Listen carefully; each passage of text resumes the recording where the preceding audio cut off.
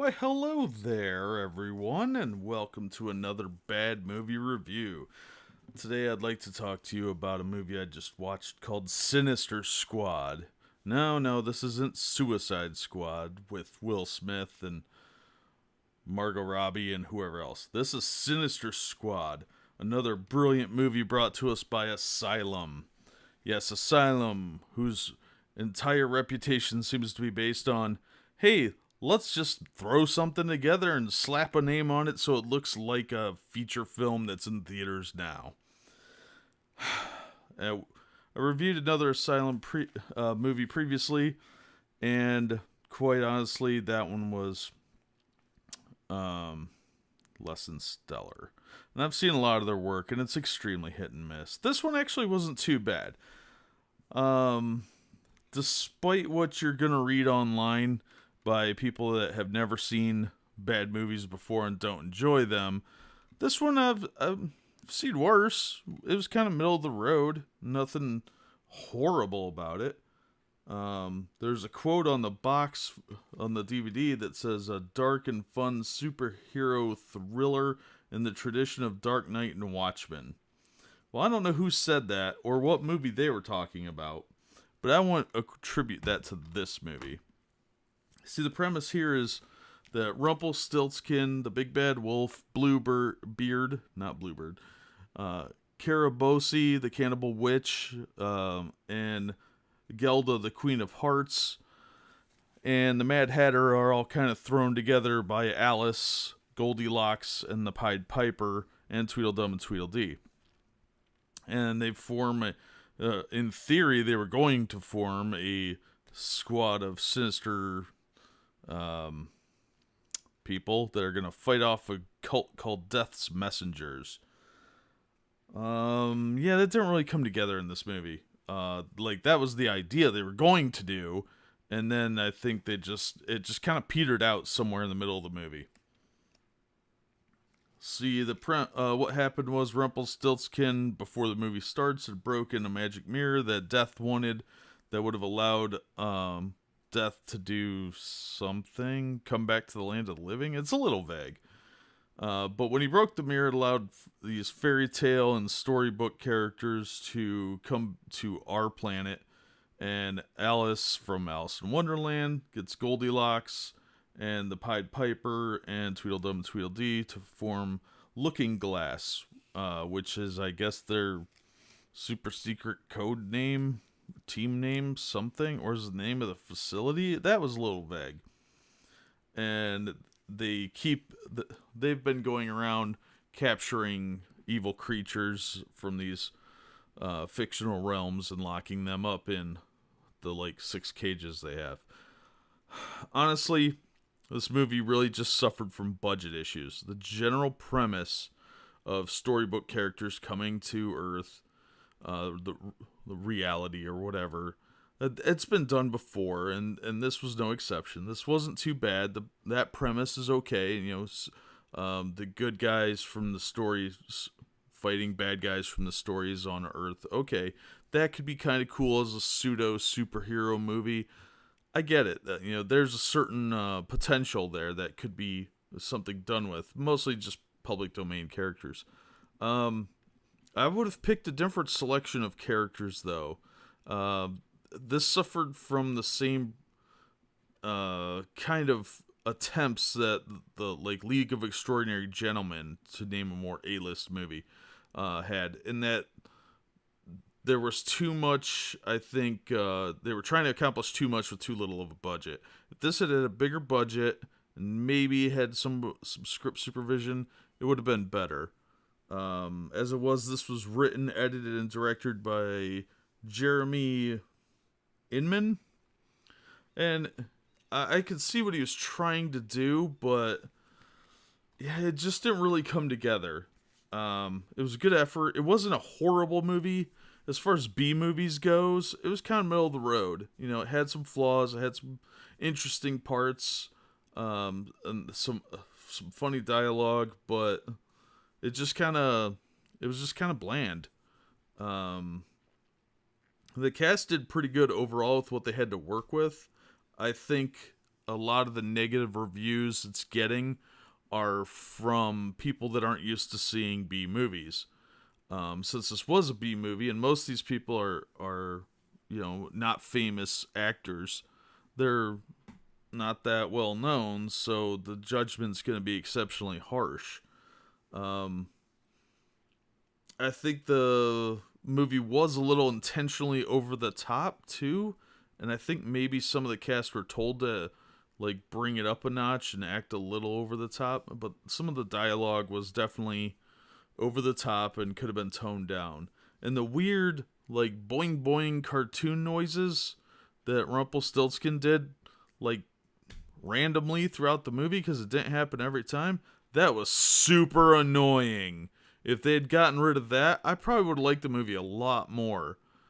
But they tried to make it this sort of cartoonish feel, but it's not a kid's movie. This is very much not a kid's movie. Even though there's really no swearing, no nudity, no sex. It really, I mean, a lot of people got killed. It really wasn't a kid's movie, so why were you adding these, like, cartoonish elements in there? It didn't work, it didn't fit, and it made no sense for the theme of the movie. So I don't really understand that. And they only really did it with one character, and that was Rumpelstiltskin. Like, and they seemed to stop doing it halfway through the film for the most part. So I don't really get it. And then it popped up a little bit near the end there, but I was just dumb. But there was some standouts. Fiona Rene, I think it's pronounced Rene, Rene, I'm not sure. She was great as the witch. She could do crazy eyes like nobody's business. So I thought she was a standout performance. Plus her makeup looked really good. The fake teeth were really well done. I give them credit for that. The sets didn't look too bad, even though the movie took place kind of in one building for the most part. So I think that was a budgetary issue. If this had been like a more epic story and they were able to go out in the city and had a real budget, this could have been a really good movie, like I said. But still, Fiona Rene, I apologize for butchering her name. She did really well, I thought. And then Nick Principe, who played Death. His last name is spelled Principe, I believe. He's been in other stuff too. He was the Anubis creature in some other movie. I saw, his name escapes me now. But he's a good actor. I thought he did a pretty good job. His dialogue was the only funny, like really outstandingly funny lines in the whole movie. And I thought he executed it really well. He's got a pretty good technique there. So I thought he was pretty good. And then Joseph Michael Harris, that played the Big Bad Wolf, I thought he did a solid job. He has some potential to be like one of those head thugs type character actors. I thought he did a real good job. I think I recognized him from like some investigation discovery show, like an Aphrodite Jones one or something. The other lead actor that played Rumpelstiltskin, whose name was, let me look at my notes, Johnny Ray Diaz. He's been in some of those type of shows too. Not a bad actor, not a great actor, but not bad. I mean, supporting cast definitely. So the casting was fine, but those three stood out. Big Bad Wolf, The Witch, and Death. So yeah, I thought it was interesting that they used Carabose, the cannibal witch from Sleeping Beauty. In the Disney version, they changed her name to Maleficent. But this was the lesser known use of the name, because in a lot of the retellings of Snow White, they don't use the name, generally. I mean, it's a fairly obscure name. So that was interesting, and they really dressed her up like a witch, and that, like I said, that was impressive. That was the costume. The costuming was all pretty good, I'm not going to lie. I thought that was pretty good for such a low-budget film. The costumes looked really good. The weird eyebrows on the Queen of Hearts, didn't really work for me, but overall, costuming was good, sets were good, acting was pretty standard fare for B movies. Nothing, it was just such a middle-of-the-road film. Let's see, what else have I got here? Yeah, it was an Asylum movie. It was one of their better ones.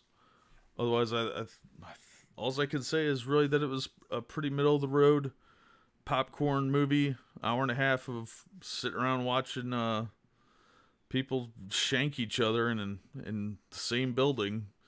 Um, didn't really do anything. Didn't Wasn't a whole lot to stand out about it.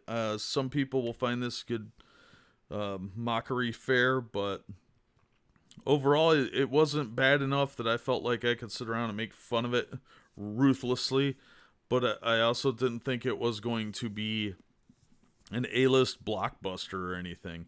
But it was fairly entertaining. The pacing was good. The script needed some work, like I said. And if they had had a better budget, it could have really been a pretty high-grade B movie. As it is, it's just middle-of-the-road fare. I paid $10 for it from Walmart. Um, I don't really feel like it was worth $10, but $5, yeah. Rent it on Amazon or one of the other streaming services, or check it out on Netflix or Hulu or whatever. I'm sure it's on all those. I know it's on Amazon right now, but I bought the DVD, like I said, at Walmart for $10, and I don't know, it's $10 might have been a bit much. $7 wouldn't have felt too ripped off. $5, perfect. Would have paid $5 to see it. It's fine. So if you get a chance, if you're looking for just something to kind of pass the time or background noise, yeah, it wasn't bad. Like I said, the girls were pretty. The acting wasn't nearly as bad as everybody's saying. Standard B movie stuff. So give it a try and see what you think. I thought it was not nearly as bad as everybody says. Pretty medium fare. So yeah, I think that's about all I got to say on that. And if you agree or disagree, let me know in the comments, and check out some of the other videos, and we'll catch you next time. Thank you.